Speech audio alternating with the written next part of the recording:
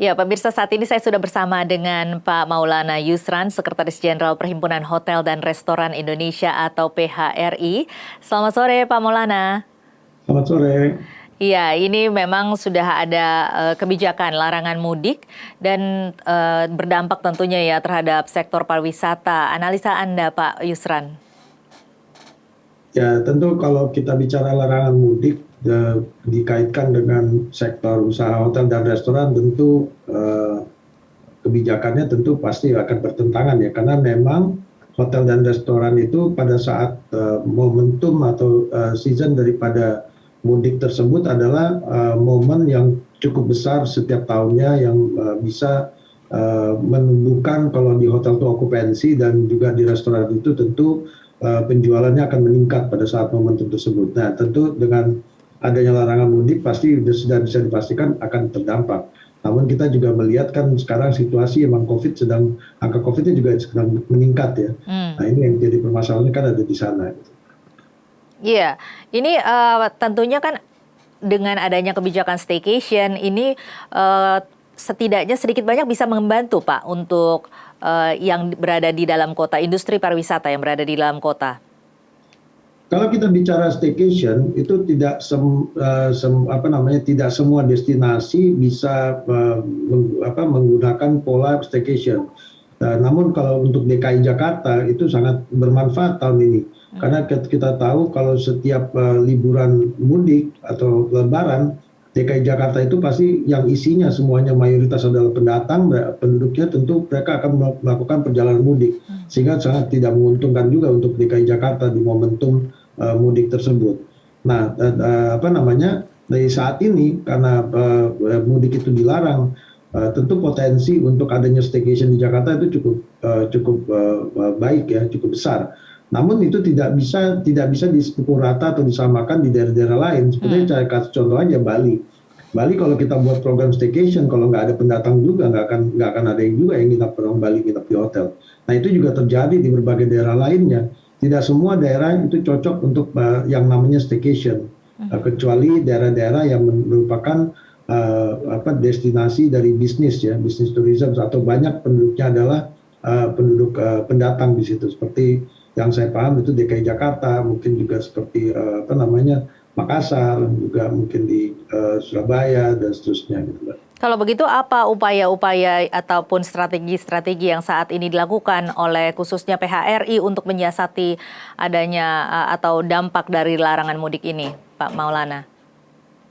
Bagi kami di berbagai destinasi ya, khususnya di mayoritas destinasi yang ada ya, tentu kalau ditanya upaya apa lagi ya, upaya terakhir ya kita menjual ya paket staycation, atau kita bagaimanapun kita mencoba untuk mendapatkan market walaupun kita tahu ini dalam situasi dilarang mudik, namun pengalaman di tahun 2020 itu pelarangan tersebut ya akhirnya banyak juga yang lolos gitu kan.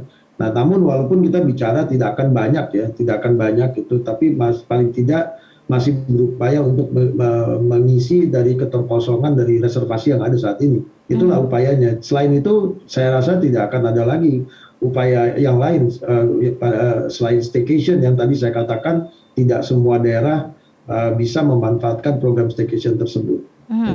Ini selain dampak pandemi kan tentunya dampak adanya larangan mudik, padahal sebenarnya mudik ini merupakan momentum yang ditunggu-tunggu untuk bisa meningkatkan begitu ya tingkat keterisian dari hotel. Ini sebenarnya seberapa besar dampaknya atau berapa persen penurunannya, Pak? Kita kalau bicara mudik atau lebaran di berbagai daerah itu peningkatan okupansinya itu kita bicaranya terjadi pertumbuhan okupansi yang tinggi itu. Jadi biasanya umumnya setiap daerah itu minimum ya, kalau kita bicara sebelum tahun 2020 itu paling tidak mereka bisa dapat 5 sampai 7 hari mengalami peningkatan okupansi pada saat momentum lebaran tersebut. Yeah. Nah, dengan tidak adanya mudik tentu potensi kehilangan loss okupansi itu akan terjadi. Sebenarnya yang kami harapkan dari lebaran tahun 2021 seperti yang kita sudah bicarakan di 2020 itu akan terjadi adanya perbaikan daripada okupansi ya, dan kita juga masih bisa menambah daya tahan dari sisi demand yang sudah dilonggarkan pergerakannya. Namun ternyatanya pada tahun 2021 justru juga malah ada pembatasan pergerakan kembali. Nah, situasi ini akan membuat makin sulit karena ini tahun yang masuk ke bulan ke-16 ya untuk kita dilarang, dan momentum yang pertama terbesar dari 3 besar momentum pergerakan domestik yang ada, yang biasanya terjadi di setiap tahunnya, yaitu Lebaran, Natal Tahun Baru, dan libur sekolah.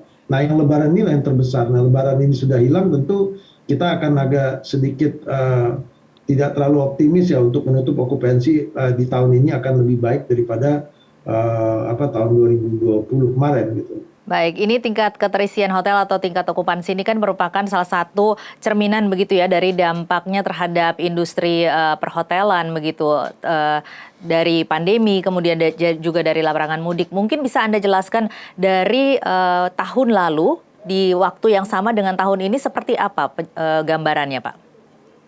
Kalau kita bandingkan, sekarang kan kita masuk di bulan Mei ya, dibandingkan tahun lalu, ini bisa jadi itu hampir mirip-mirip lah. Sekitar kita masih berharap okupansi itu masih di average rata-rata 30%. Namun di sini karena kita perhatikan di momentum Lebaran itu dilarang mudik, tentu pada saat mudik dilarang mudik ini okupansi ini bisa masuk ke single digit atau paling tinggi di angka paling tinggi di 20%. Tapi saya bicara ini variatif ya. Tentu ada daerah-daerah lain yang bisa menjual staycation-nya bisa mencapai di atas 50% okupansinya. Namun tidak di sebagian besar daerah di seluruh Indonesia okupansinya pasti akan tertekan di sana. Nah gitu. Jadi kalau kita bandingkan tahun 2020, kita bisa memastikan kalau kita bandingkan bulan Mei 2021 dibanding 2020, itu masih memungkinkan untuk ada peningkatan sedikit lah. Kenapa? Tahun 2020 itu kita April adalah yang masih single digit, dan 2020 bulan Mei-nya itu baru terjadi peningkatan sedikit, masih di 20%-an angka okupansinya. Jadi kalau kita bandingkan antara 2020 dan 2021 tentu pasti terjadi kenaikan.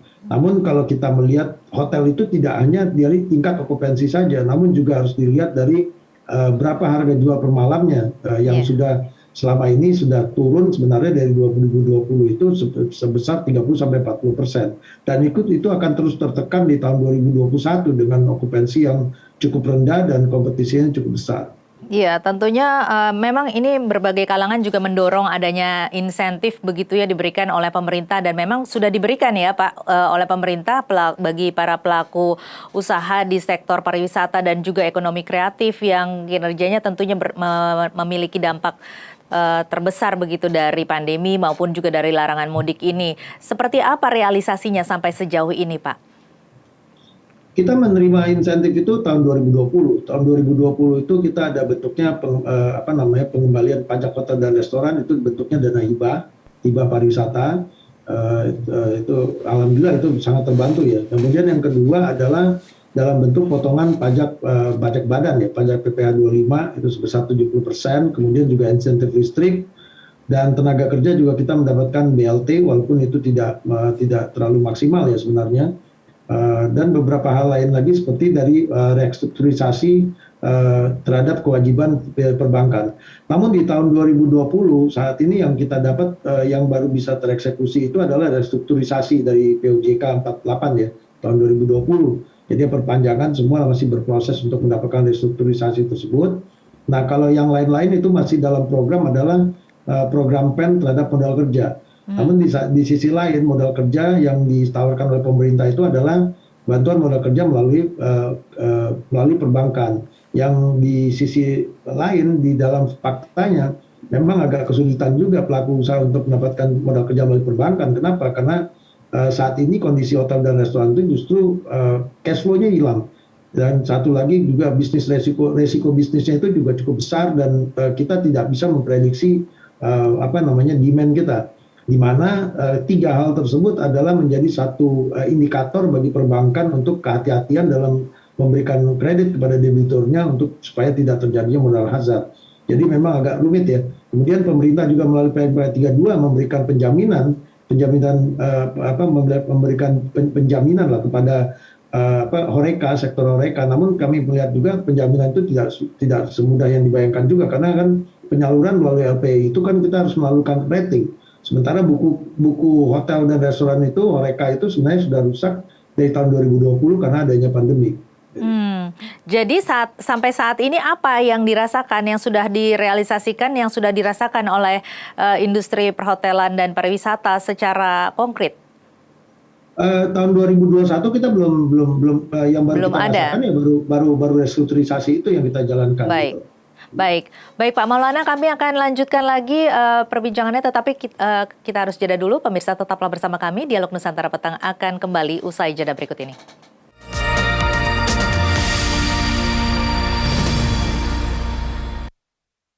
Anda kembali di Nusantara Petang, dan pemirsa, kita masih di segmen Dialog Nusantara Petang bersama dengan Sekretaris Jenderal PHRI Pak Maulana Yusran. Pak Maulana, jadi untuk tahun 2021 ini masih belum ada ya yang bantuan dari pemerintah yang dirasakan. Kalau begitu bagaimana caranya menyiasati ataupun mengurangi dampak dari larangan mudik terutama saat ini? Ya kalau ditanya sebenarnya untuk masalah strategi untuk bertahan itu tentu masing-masing perusahaan akan mencoba melakukan banyak efisiensi ya, karena kita memang dalam masa pandemi sejak tahun 2020 itu paling tidak ada 3 hal yang kita lakukan transformasi ya di dalam bisnis. Yang pertama adalah standar kesehatan, yaitu penerapan protokol guna melakukan agar konsumen masih memiliki trust untuk berkegiatan di hotel dan juga restoran. Kemudian yang kedua adalah transformasi digital, dan yang ketiga adalah melakukan banyak efisiensi di segala lini. Efisiensi ini yang paling penting sebenarnya poinnya. Kenapa begitu? Sesuatu yang wajib juga dilakukan untuk bisa bertahan. Salah satunya adalah yang biasanya kita mau tutup atau buka itu kita tetap harus bayar, itu adalah listrik. Nah, listrik ini kan jadi permasalahan karena tahun ini kita belum menerima insentif seperti yang tahun 2020. Ini juga akan jadi masalah mengenai abonemennya nantinya. Nah, ini yang pasti akan distrategikan oleh masing-masing pelaku usaha, entah mereka menutup sebagian dari fasilitasnya dan seterusnya. Kemudian yang kedua adalah tentu dari segi tenaga kerja. Yang saat ini sudah lebih dari 50% yang kita tidak fungsikan dalam bentuk unpaid leave atau tidak memperpanjang kontraknya lagi. Kenapa begitu? Karena memang okupansi kita kan rendah. Rata-rata year on year itu cuma 30-35%. Dan dengan kondisi yang saya sampaikan tadi bahwa average room rate atau harga jual per kamarnya pun drop di 30-40%. Nah, sehingga hal ini tentu kita butuhkan tenaga kerja yang multitasking saat ini, agar dapat tetap mengoperasionalkan fasilitas yang sedikit itu yang saat ini bisa kita manfaatkan. Nah, itu bagian-bagian dari strategi. Selain kita juga berupaya meyakinkan ke pemerintah bagaimana agar berbagai stimulus juga dapat diberikan kepada sektor Horeca agar mereka dapat tetap bertahan sehingga mereka masih bisa mencapai pada saat kita sudah berbicara recovery. Saat ini kan kita belum bicara recovery, masih menjadi survival. Survival ya. Ini apa saja stimulus yang didorong kepada pemerintah dari PHRI sendiri? Pertama ya tentu yang kita dorong yang paling utama adalah dari sisi pelaku usahanya ya. Karena bagaimanapun tentu tempat usaha ini yang paling utama yang harus dipertahankan. Kita berharap masih ada pemerintah memberikan bentuk seperti dana hibah seperti tahun lalu, paling tidak untuk bisa, karena bisnis ini mesti ada istilahnya penopang untuk mereka tetap bisa bertahan, karena bagaimanapun tutup buka mereka tetap ada biaya. Nah, yang kedua tentu yang paling penting lagi yang tidak kalah penting adalah bagaimana memberikan bantuan atau BLT kepada tenaga kerja. Kita tahu bahwa tenaga kerja dari sektor pariwisata ini sudah benar-benar mereka kondisinya emang sangat prihatin ya. Tidak bisa menikmati seperti sektor-sektor lain mungkin yang masih bisa mampu untuk bertahan. Karena di tempat usahanya sendiri sudah tidak bisa bergerak dan tidak bisa sama sekali menghasilkan revenue yang maksimal. Bahkan mereka punya sekarang itu tempat usahanya dari sektor hotel restoran itu budget mereka tuh hanya paling BOP saja, break even point. Jadi kalau bisa break even point aja udah syukur gitu. Otherwise mereka terpaksa harus subsidi setiap bulannya. Ya. Baik, dari segi kebijakan yang dikeluarkan oleh pemerintah, PHRI sendiri bagaimana mengkritisi kebijakan pemerintah sampai saat ini, Pak?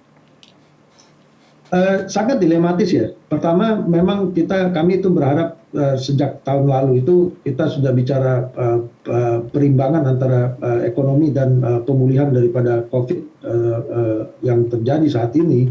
Namun saat ini kan kita tetap masih merasakan bahwa adanya pembatasan-pembatasan yang menurut kami saat ini yang kita harus dengan melihat situasi bahwa COVID ini belum tentu akan selesai di tahun 2021 dan kita tidak pernah tahu apakah akan selesai juga di tahun 2022 dan kita sudah punya pengalaman 2020 tahun 2020 bahwa COVID akan selesai 2021 ternyata tidak mungkin.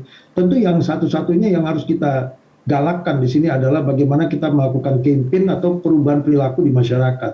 Nah ini sebenarnya yang sudah harus dilakukan secara masif, tidak lagi melakukan pembatasan-pembatasan yang juga terlalu efeknya dampaknya kepada ekonomi juga terlalu besar karena bleedingnya ini nanti akan yang dirasakan dari pemerintah juga dan termasuk di masyarakat atau pelaku usaha karena kita perhatikan juga pembatasan-pembatasan itu juga banyak terjadi pertentangan di kalangan sektor-sektor informal atau masyarakat itu sendiri karena yang dihadapin itu bukan lagi bagi mereka itu bukan hanya masalah penyakit tapi masalah perut juga berhadapan oleh mereka gitu.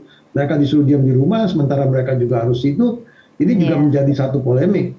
Jadi kami berharap pemerintah juga mengevaluasi dan kita harus memang benar-benar fokus kepada metode untuk merubah perilaku masyarakat. Kalau di sektor pariwisata rasanya kami siap ya melakukan campaign berwisata dengan melakukan protokol kesehatan. Jadi ini yang harus kita bicara ke depan saya rasa. Selain kebijakan untuk mendorong adanya staycation begitu ya saat ini Pak Maulana, apa saja sih atau saran-saran apa saja kebijakan yang bisa dikeluarkan oleh pemerintah untuk mendorong adanya peningkatan di sektor pariwisata? Sektor pariwisata itu sebenarnya kunci cuma satu, Mbak.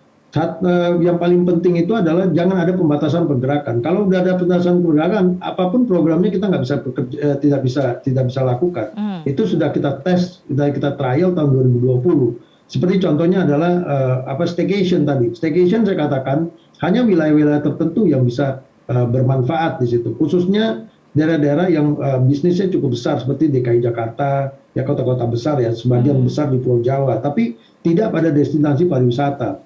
Work from home juga tidak bisa berlaku di tempat di daerah-daerah. Seperti kalau kita contoh kembali lagi ke Bali, work from home itu juga tidak terjadi, tidak berimpact cukup besar terhadap okupansi hotel.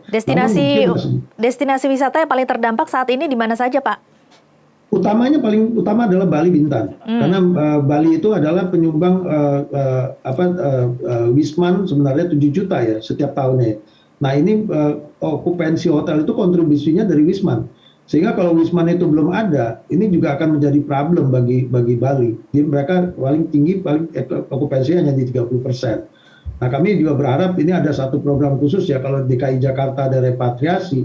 Sebenarnya di Bali itu juga merupakan satu destinasi yang sangat menarik kalau untuk masalah repatriasi orang di karantina di Bali saya rasa lebih menarik dibandingkan di kota-kota besar ya. Karena fasilitas hotel dan seterusnya itu cukup menarik. Jadi saya rasa itu juga bisa dijadikan satu program. Termasuk juga Bintan yang juga mendominasi wisatawan mancanegara di Bintan itu, khususnya seperti golf ya dari Singapura dan berbagai negara di situ yang masuk untuk weekendnya dan seterusnya.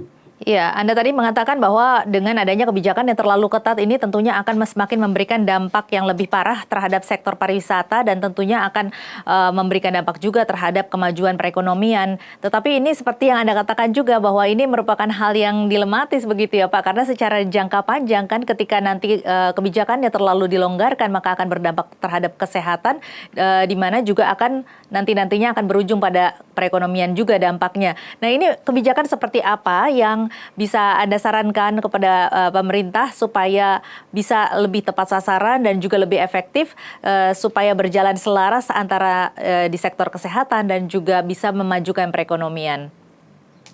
Satu-satu kuncinya adalah merubah perilaku. Perubahan perilaku ini kita harus campaign dan semua harus aktif untuk melakukan ini. Karena bagaimanapun juga betul bahwa COVID yang meningkat cukup tinggi, apalagi kalau kita melihat kasus di India ya.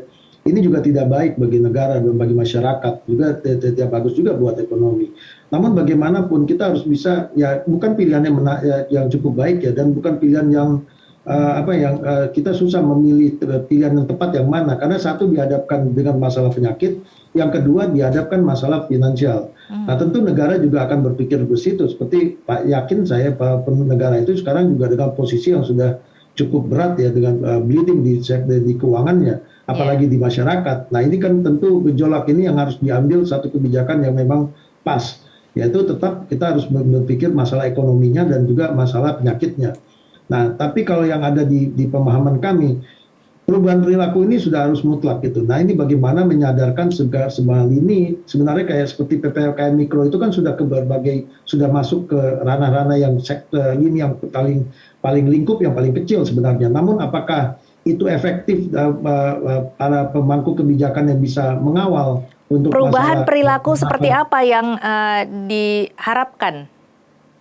Ya tentu penerapan masalah protokol kesehatan ya, masalah prokes, masalah menggunakan masker, ya kan, menjaga jarak dan seterusnya. Artinya tingkat Karena ini kesadaran bukan hal masyarakat mudah ya Pak ya?